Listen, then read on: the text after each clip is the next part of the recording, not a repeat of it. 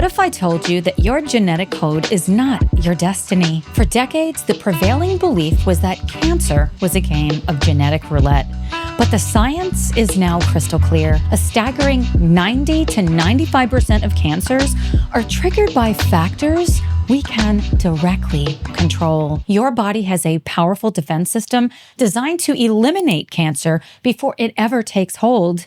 The system operates on a series of biological switches. When these switches are on, your body is a fortress. Problem is, our modern world, with its relentless flood of processed foods, chronic stress, and environmental toxins, is systematically flipping these protective switches off. But here's the truth. You hold the power to flip them back on. As a nurse practitioner and functional medicine specialist, I have dedicated my life to understanding this. Most people are walking around with their biological switches stuck in disease mode, and they have no idea. In this episode, we're cutting through the fear and confusion. We're going to uncover what really drives the development of cancer at a cellular level. And then I'm going to give you the 5 evidence-based levers you can start pulling today to lower your risk and build a more resilient body. Be sure to stay all the way to the end because we're going out with a bang, my friends. You are going to want to take notes. Grab a notebook and a pen. I'll wait. Let's get into it. My friends, I have a book coming out. All of my autoimmune warriors out there, not just Hashimoto's, whatever autoimmune condition you're suffering with, or someone you know is suffering with, or if you are just looking to improve the way that your body functions, this book is set to come out later this year. I am compiling a pre-launch wait list. And those of you who get on the list, I have such awesome promos coming up for you. I cannot wait to share everything that I have learned about the immune system and what we can do to take back control of our health. Friends, we do not have to accept our diagnosis. In my experience, what I have lived, what I see on a daily basis, healing is absolutely possible. And this book is going to show you exactly how I did that. Be sure to get on the list. Again, the link is in the show notes. Let's get back to today's topic. The first and arguably the most foundational switch is your metabolic switch. Think of it this way. Cancer cells have a critical weakness. They are desperately addicted to one single fuel, sugar. You knew we were going here, right? I know. Sugar is good. The problem is that every time you consume excess sugar, insulin gets triggered, and this is no bueno for your metabolic health. You probably know insulin is the fat-storing hormone, but it is also a potent growth factor.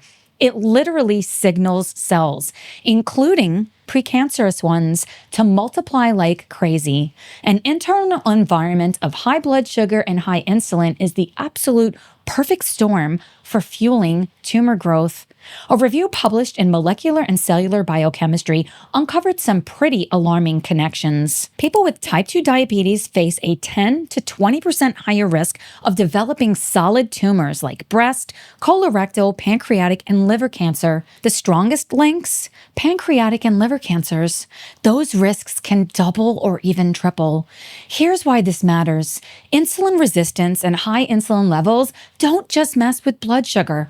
They actually trigger cancer-friendly pathways that fuel tumor growth. But the story goes even deeper. Another review published in the International Journal of Molecular Sciences showed that insulin resistance, type 2 diabetes, and cancer don't just overlap. They feed each other. We're talking about a vicious cycle driven by high insulin, visceral fat, chronic inflammation, and even gut microbiome imbalances, creating the perfect storm for cancer to take hold. Even more eye-opening, insulin resistance can actually flip genetic switches through epigenetic changes, setting the stage for cancer in multiple tissues. Some researchers even suggest that certain diabetes medications may hold surprising cancer-fighting potential. You know me, friends. I'm all about root causes and not just applying Band-Aids. Understanding why you have insulin resistance. Hey, I'm not saying you have it. Definitely not labeling you. What I'm trying to say is we need to dig deeper. I'm all for medications if they are appropriate and we are correcting the underlying dysfunction. Where was I? Bottom line, this isn't just about blood sugar. Tackling insulin resistance could be one of the most overlooked strategies for cancer prevention. How do you flip your metabolic switch to work for you? Eliminate sugar. Trust me, I get it. Those damn refreshers are good. However, what is the message I want to send my immune system? I had to jump in and let you know I've created something brand new to help you kickstart your immune system. It's a free 7-day guide designed to get you moving in the right direction with simple, powerful steps you can start right away. If you want it, just comment down below guide and I'll send you the link. If you're just listening to the audio, no worries. The link is in the show notes. My gift to you. Let's get back to today's topic. We did a whole show on metabolic flexibility. If you missed it, episode 67, great conversation. The first step is cutting back on added sugar. But I always tell my patients and clients, don't just take something away. Add in the good stuff. Fiber and protein can help slow down blood sugar spikes and take the edge off those sugar cravings. Even starting your day with a protein-rich breakfast makes a difference. My favorite way to start the day is with my microgreen smoothie. Did you know I have a recipe website? Huh? Yep, Dining with Tara. I have been creating recipes since I was 7. Not even kidding. I figured it would be much easier to just show you what I'm talking about. So you can actually log in so you could save your favorites. And I'm going to show you something really cool in a second. So you can start by browsing. There's all different ways you can browse. You can browse by dietary preferences. You can browse by which meal of the day you're going to eat. So let's check out these blueberry muffins. Friends, these are fire. Like so good. I need to make these again. So you can easily change the servings. So you can adjust how many servings you want. Then you can print the recipe. Love this feature. And you also have all of the nutritional information. So it's a win-win in every way. Let's say, are you really into Instant Pot recipes? I sure am, and I have a lot of them, so many more coming. So if you want to make this, I highly recommend you do. It is so good and really easy to make. Another great feature, if you're using your phone, there is a keep phone on mode. You can also turn the photos off if you don't want to see them, but why would you possibly do that? Because they're awesome. Another feature I wanted to show you is the meal planner. Such a game changer, especially in this day and age when we're all trying to live our best version of ourselves. So you can create a meal and you can change it to whatever you want. So I'm just going to call it, why not, July. It's July when I'm making this video. So you can sort by ingredients if you already know what it's called. And yes, you need to make these bison meatballs. They are so good. You can create multiple meals in a day, and then you can also then have the nutritional components for each day. You can generate a shopping list straight from here. You can also create your own recipes, my friends. So if there's a recipe that you love, you can add it here so that it's part of your meal plan. So I'm just calling this my favorite meal. Search for the ingredients. If you don't find the one that you want, you can add an ingredient. Of course, when you do that, the macros are not going to be accurate. So take that into consideration. Another really great feature is that you can go over to my blog.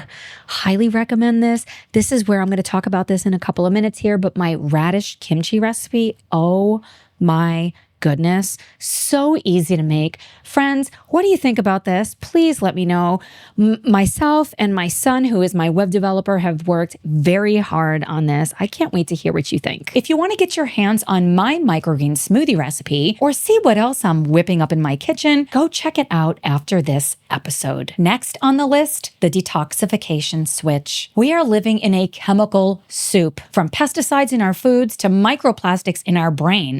What? Yeah, our brain. Whole other conversation. Let me know if you would like a science-backed dedicated episode on microplastics, and I will add it to the list. Our bodies are under constant assault. When your detox system can't keep up, these dangerous toxins can build up, damage your DNA, and potentially initiate cancerous growth. I recently came across a fascinating study in Discover Oncology that really made me pause. It explored how detoxification enzymes, these are the enzymes that clear toxins, balance hormones, and process medications, are closely tied to breast cancer risk and prognosis. What the researchers found is that genetic variations in these detox enzymes can significantly impact how well your body handles harmful substances. When these genes aren't working properly, or in some cases are completely missing, it can increase your susceptibility to breast cancer. When I ran my own genetic testing, I discovered I have a GSTM1 deletion. This means I am completely missing one of the key enzymes that helps the body detoxify and protect itself from damage. This particular gene deletion is strongly linked to breast cancer risk, and knowing this shifted everything about how I approach my own health. But that's not all. I also carry other glutathione-related SNPs that affect how well my body produces and recycles glutathione, one of our most powerful natural detoxifiers and antioxidants. If you know me, then you know I am all about really understanding glutathione. We actually did a 2-part series on this, episodes 53 and 54, 2 of my most downloaded episodes to date. If you missed them, go back and check those out. Total game changers. It's not just glutathione genes. The researchers in this study also looked at detox genes like CYPs, UGTs, salts, and NATs, and found these enzymes aren't just quietly working in the background. They're essential to how well your body processes toxins, manages oxidative stress, and balances hormones. When these genes are impaired, like with the GSTM1 deletion, your body's ability to neutralize harmful substances drops. That's pretty sobering, especially when I realized this is me to a T. But it's not just about risk. Certain gene variants can actually influence how someone responds to treatment, how their immune system behaves, and even how their body processes medications. So when I talk about supporting detox pathways and calming the immune system, it's not just something I recommend, it's something I live every single day. What's really exciting is that this study didn't stop at identifying risk. The researchers built a prognostic model that helps predict breast cancer outcomes based on these detox genes patterns. They found that people in the high-risk group had very different immune responses and drug sensitivities compared to those in the low-risk group. It's a powerful reminder that while our genes aren't our destiny, they do shape the terrain we're working with. And when we understand our genetic landscape, we can make smarter, more targeted choices to support our health. One of the most powerful ways to support this is with cruciferous vegetables. Way back, before I even started my functional medicine practice, I was actually prescribing cruciferous vegetables in my patients' treatment plans.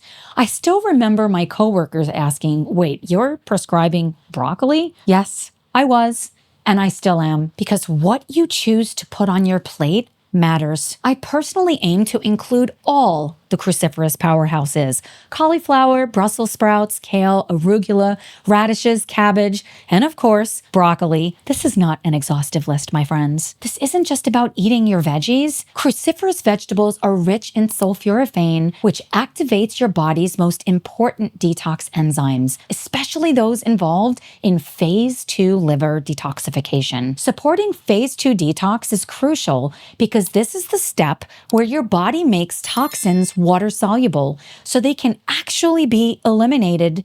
Without this, those toxins can recirculate and do more damage. So yes, your broccoli is doing some pretty heavy lifting. The third switch is your immune surveillance system. Your immune system is like your body's highly trained internal police force. It's constantly patrolling, scanning for rogue cells, and taking them out before they can grow into something dangerous like a tumor. But here's the problem. The way most of us are living, chronic stress, poor sleep, gut damage, it systematically weakens this immune army. When your immune system is suppressed, you're basically rolling out the red carpet for cancer to grow undetected. Are you currently suffering with Hashimoto's? Have you been told there is nothing you can do?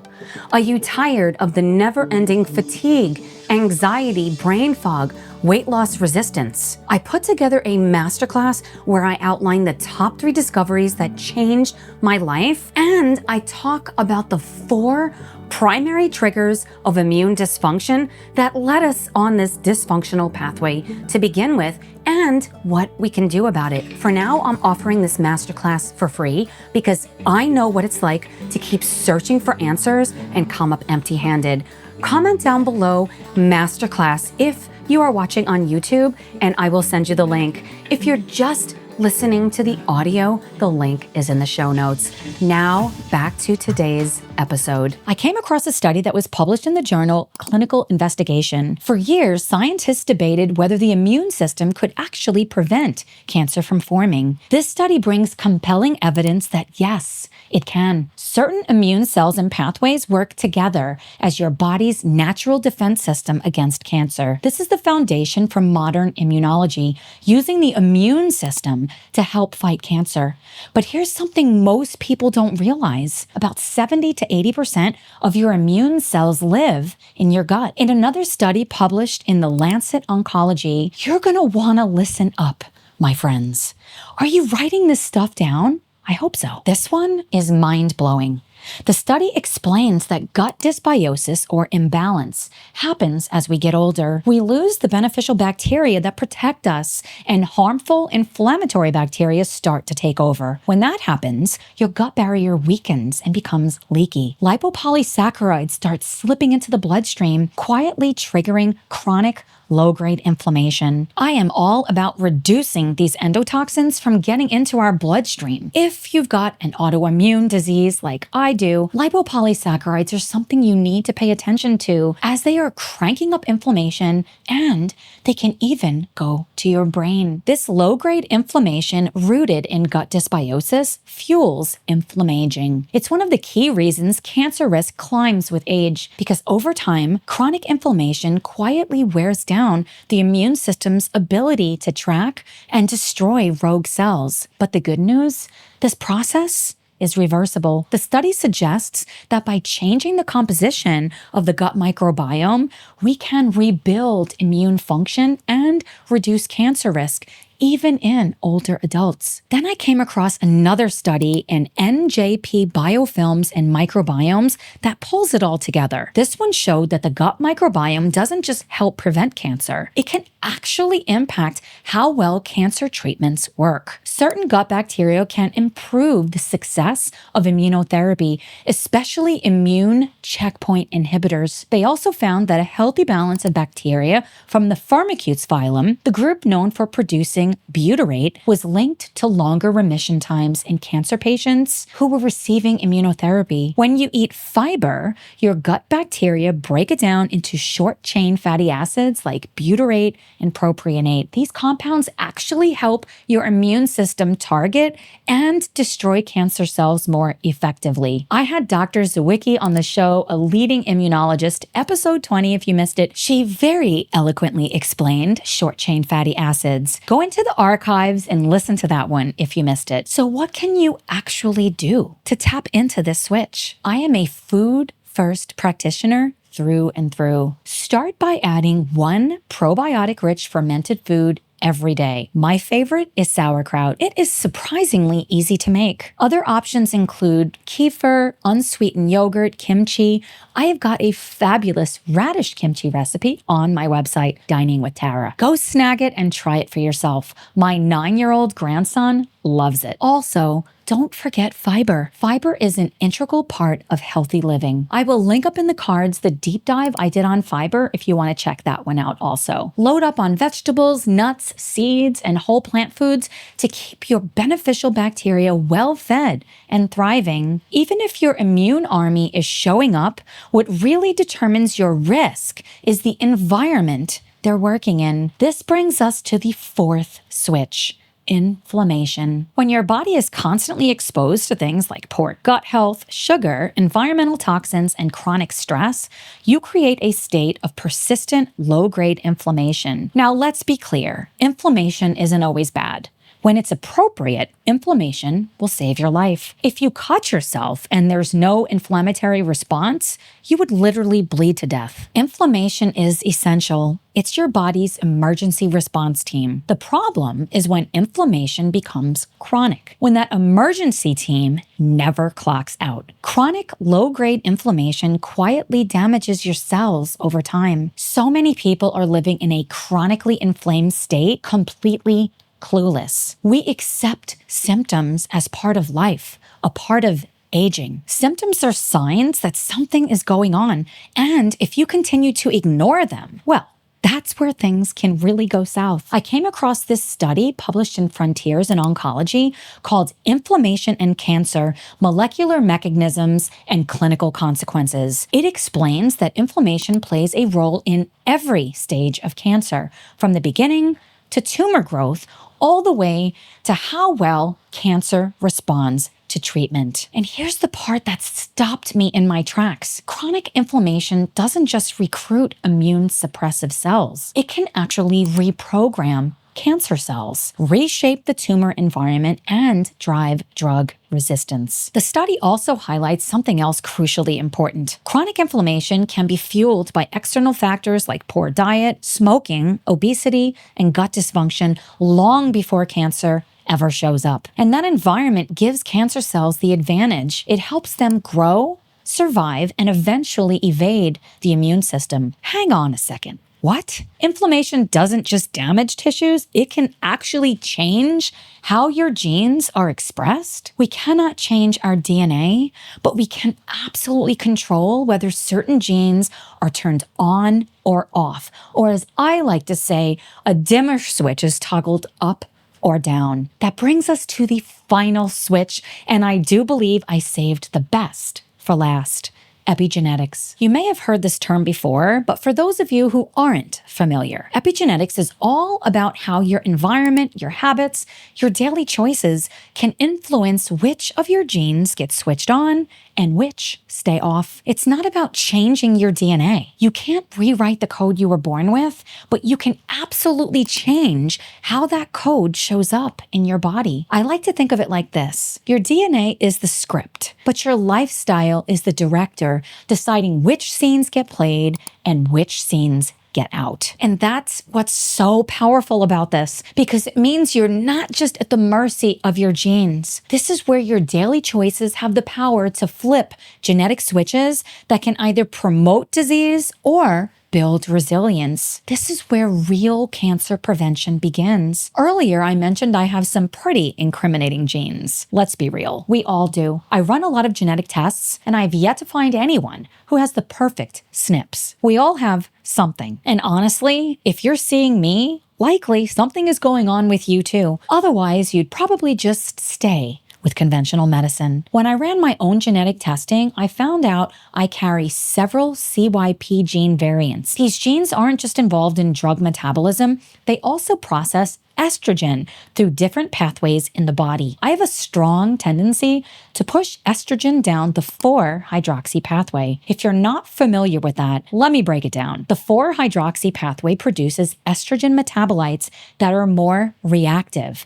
And if they're not cleared properly, they can actually damage DNA. When these metabolites hang around for too long, they can increase the risk for hormone-driven cancers like breast cancer. I ran a Dutch test and saw I was expressing this. I was sending my estrogen down this carcinogenic pathway about 25%. That is by far the worst. Should I say the worst? Well, it's true. I've never seen anyone else expressing this to the same degree. Here's the part I really want you to hear. This isn't destiny. These pathways aren't automatically dangerous. They only become a problem when the environment inside your body makes them a problem. That's where your daily choices come in. Things like cruciferous vegetables, sulforaphane, fiber, flaxseed, phase 2 liver detox support can help push these estrogens towards safer pathways and help your body clear them efficiently. But if I was still living the sweet tart life, if I was still Dorito girl, yeah, that was me. Living on processed foods, low fiber, poor sleep, chronic stress, that's when this genetic pattern could really become a liability. And I was already showing significant signs that my body was taxed. Crazy periods, cramps, migraines. Remember, symptoms are signs. And when I first saw my results, I was terrified. The more I learned, the more empowered I became. It's not about fear. It's about knowing your terrain. It's about understanding where your body needs extra support so you can make choices that work with your genes instead of against them. And that's the power of epigenetics. It's the ability to influence whether those high-risk genetic switches stay turned on or get turned off just by the way you live, eat, and care for your body. Your DNA might be the blueprint, but you're still holding the pen. If you liked this conversation, you are really going to want to check out the awesome episode I had with Dr. Jeff Gross, a bio-nerd stem cell expert I had on the show. If you're interested in learning more about ways of anti-aging, it is an episode you definitely want to watch. I put it up right here on the screen, and I will see you over there. Bye, friends.